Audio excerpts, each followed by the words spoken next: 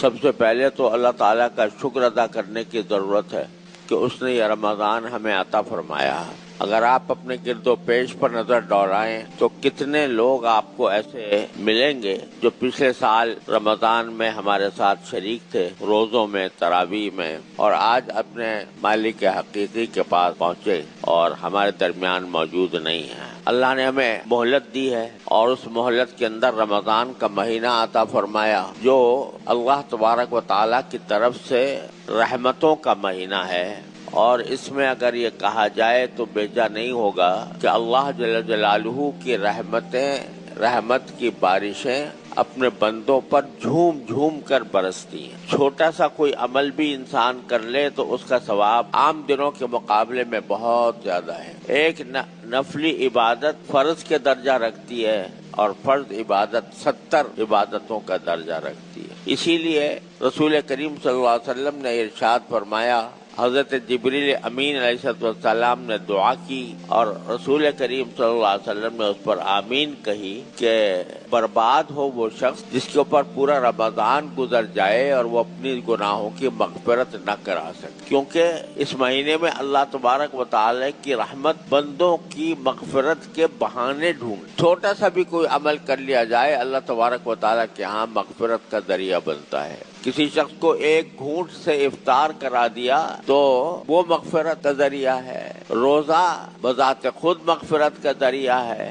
رات کی نماز بذات خود مغفرت کا ذریعہ ہے۔ غرض اللہ تبارک و تعالی کی طرف سے بخشش کے دروازے کھلے ہوئے ہیں، اسی لیے فرمایا کہ سارا مہینہ گزر جائے اور انسان اپنی بخشش نہ کرا سکے تو وہ برباد ہو۔ لیکن جیسا میں نے پچھلے جمعہ میں عرض کیا تھا کہ یہ مہینہ صرف اتنی بات نہیں ہے کہ روزہ رکھ لیا اور رات کو تراویح پڑھ لی، بلکہ یہ رمضان کا مہینہ یہ چاہتا ہے کہ اس میں بندے کا تعلق اپنے پروردگار سے زیادہ مضبوط ہو۔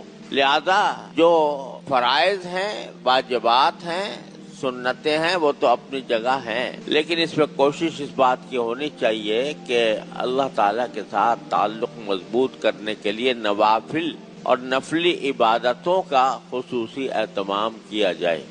اور اسی کو شہر الصبر بھی کہا گیا ہے حدیث میں کہ صبر کا مہینہ ہے، لہذا ہر انسان کو اپنے جذبات پر قابو پانے کا اہتمام کرنا اور اس کی مشق کرنا ضروری۔ جب یہ شہر الصبر بنے گا کہ انسان اپنی خواہشات پر قابو پائے، اپنے جذبات پر قابو پائے، غصہ بھی آئے تو غصے کو کنٹرول کرے۔ یہاں تک فرمایا گیا کہ اگر کوئی شخص تم سے لڑائی کرے تو تم اس کے جواب میں یہ کہہ دو کہ بھائی میرا تو روزہ ہے۔ لڑائی کرنے کے وقت میں اس سے یہ کہہ دو کہ میرا روزہ ہے، یعنی میں تمہاری لڑائی کا جواب دینا نہیں چاہتا۔ اور اسی طرح اس کو مواسات کا مہینہ قرار دیا گیا، یعنی باہمی ہمدردی کا، ایک دوسرے کے ساتھ ہمدردی کا مظاہرہ کرنے کے لیے یہ مہینہ خاص رسول کریم صلی اللہ علیہ وسلم نے اس کو فرمایا شہر الصبر و شہر المواسات، یعنی ایک دوسرے کے ساتھ